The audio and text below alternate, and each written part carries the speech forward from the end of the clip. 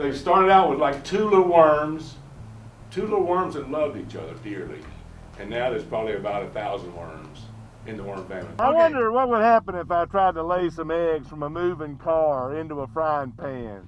I remember I was joining the graduate program here. I was going to be a master's student, and I came over to find out more about the classes, and I walked into the old media lab, which was over in Edwin Duncan Hall, and I had never met Joe, didn't know anything about him, and I was sitting there waiting for my meeting with, I think, David Considine, and Joe walked in with some students, and he saw somebody who was holding a cup of coffee in a styrofoam cup, and he's like, "Dang, you drinking out of that styrofoam cup? Next thing you know, you're going to be voting for Jesse Helms." And I thought, wow, if he's one of the teachers in this program, I've come to the right place. I mean, I had no idea what I was in for when I first met Joe. I thought, this is going to be fun, but I didn't know just how fun. Can you remember when we first met? I can't remember, but as you and I were reminiscing a little while ago, I do remember during the Christmas holidays one year, going up to the Daniel Boone Inn, which, as you know, was where the Daniel Boone condos are now. And there had been erected there in front, on the lawn in front of the inn, a wrestling rink, or a boxing rink. Yeah. And Santa Claus was to wrestle the Grinch. Yeah. And you videotaped that. How long do you think we've known each other? Can you remember how long we've known each other? Yes, I came here in 1974, and you came in, what, 70? 70, the next year, Yeah, 75. the next 75. I remember when you came over. I was born in Memphis, Tennessee, 1947, right after World War II. And my dad was in the Navy, so we moved around a little bit. I went to 8 different schools from the first grade to the senior in high school. At the time, Lucky Strike cigarettes were real popular. You know, they would give them away. They used to give cigarettes away on the street, or, you know, anybody could get cigarettes. You know, they were everywhere, and everybody smoked them everywhere. Sports were a big part of my life as a child. I used to love to play sports outdoors in the neighborhood. We went back to Memphis in the 2nd, 3rd, 4th, and part of the 5th grade, and played. And I played a lot of, you know, football, and we had neighborhood teams. We would play each other in the yard, in the street. We played stickball. We played basketball. I mean, all of my time was spent playing sports outside when I was a kid. What I remember watching when I was real small like that was boxing. Boxing was real popular on TV. And my dad had been a Golden Gloves heavyweight champion in Kentucky when he was young. So he loved boxing. When I first got into teaching, I graduated from Davidson with a degree in economics. And I was never really interested in working at a bank or working at a business or making money. Money, for some reason that I'm not sure I understand myself, has never really motivated me to do anything. Well, you had a rather unique and fulfilling job on this campus, I think, in all those years you spent with the North Carolina Teaching Fellows, Yeah. which, sad to say, is gone by the wayside now, given budget crunches and everything. But I thought you did a fantastic job with those students, being around them. You were thinking outside the box when you got here, and you brought in new ideas, and particularly with audio-visual stuff that we used back then. It was primitive, but you helped with all the innovations that came in. You were right in the forefront of it, particularly in television, of course. One of the things Joe taught me about documentary is it's not just about getting great footage, but it's also about being totally present in the moment, in the world. And he, like no other documentary filmmaker, is able to use the camera as a tool towards interaction with people and towards attention. And he becomes at one with his camera.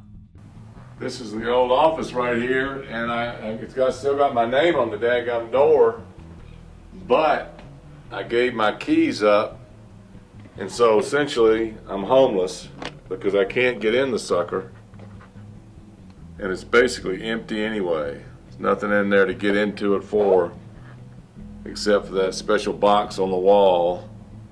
That box was in the office when I moved in, and it never made any sense. As far as I can tell, it served no purpose and had no purpose. Oh, come on, wait a minute. Now, we need to get Keith defending this as art.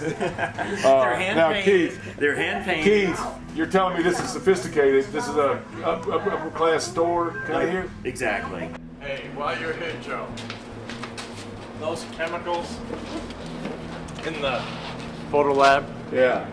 what are they? I don't know. Those are strange chemicals.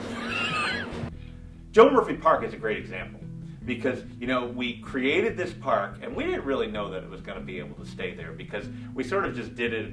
I got the idea that we had been talking about that area outside the elevator because of the Jimmy Smith Park. And Jimmy Smith Park, pretty diminutive park, but Joe thought that it would be fun to go even smaller and more out of the way. So we got this idea of setting up Joe Murphy Park, and it was just a whim we thought of during one of our trips to coffee, and we batted it around. And then a couple of years ago, I surprised him by getting the plaque and saying, "We're opening up Joe Murphy Park. We're just going to do it."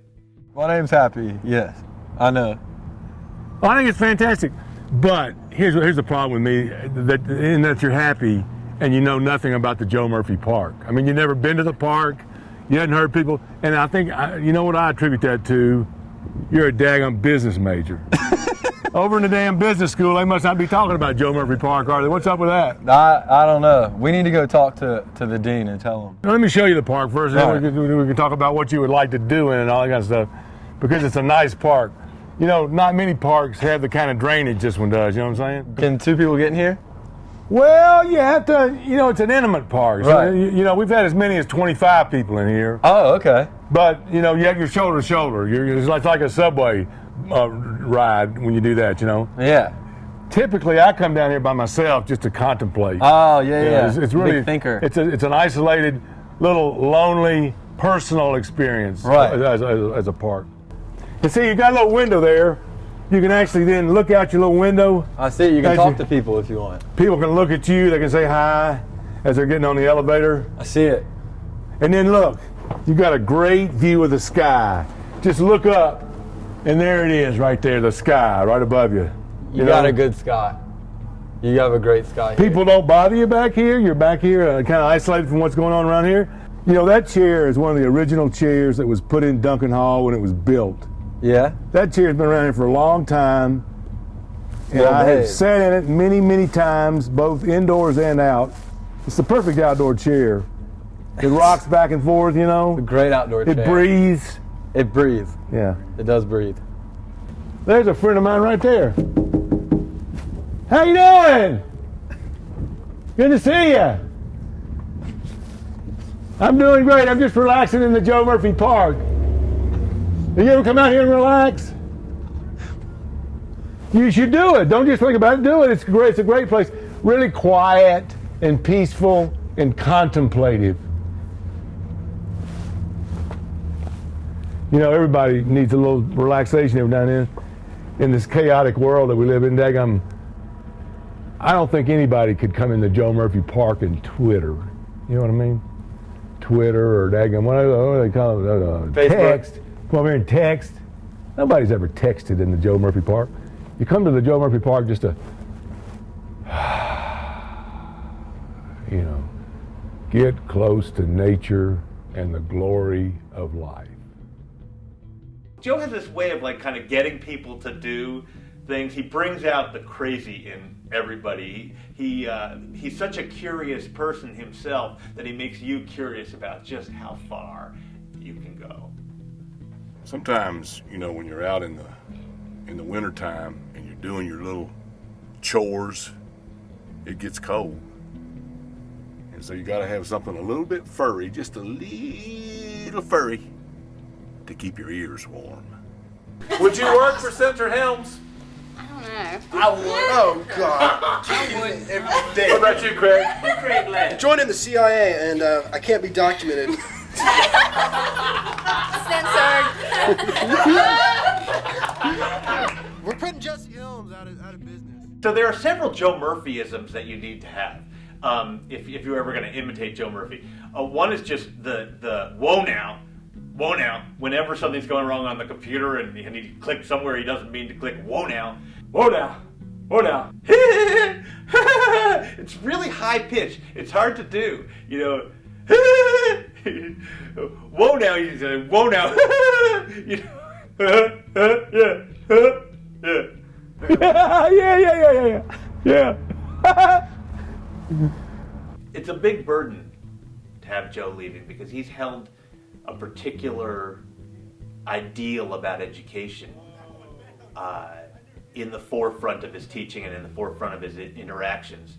And that means that it's our job to carry that on. So I'll miss having a partner in, you know, wearing chicken masks and dropping eggs out of cars. And, you know, I'll miss having somebody here who will go anywhere with you. But I can remember you as just being a good, solid faculty member, somebody that could be counted on, doing some kind of neat things with all the videos that you produce, you know, about cars. And, Yeah. and didn't you do one on barbecue? Yeah. One time? Oh yeah. Yeah. And hair. Yeah, hair. You did hair, yeah. I got, I don't know if you knew this or not, but I got all the vice chancellors in the bathroom combing their hair and talking about it. You must have done it. I must have been there. Bob Sneed did. Would have been Dave McIntyre. Dave McIntyre did it. Joe, your teaching abilities are just part of it. It's your creative thinking. I guess I've been lucky, really, because not many people have a job they like.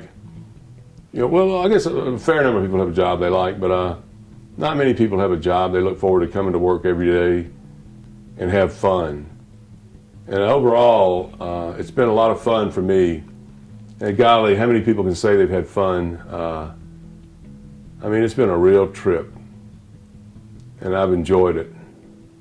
And I know I'm going to miss it, but hopefully it'll be a new, a new era, a new,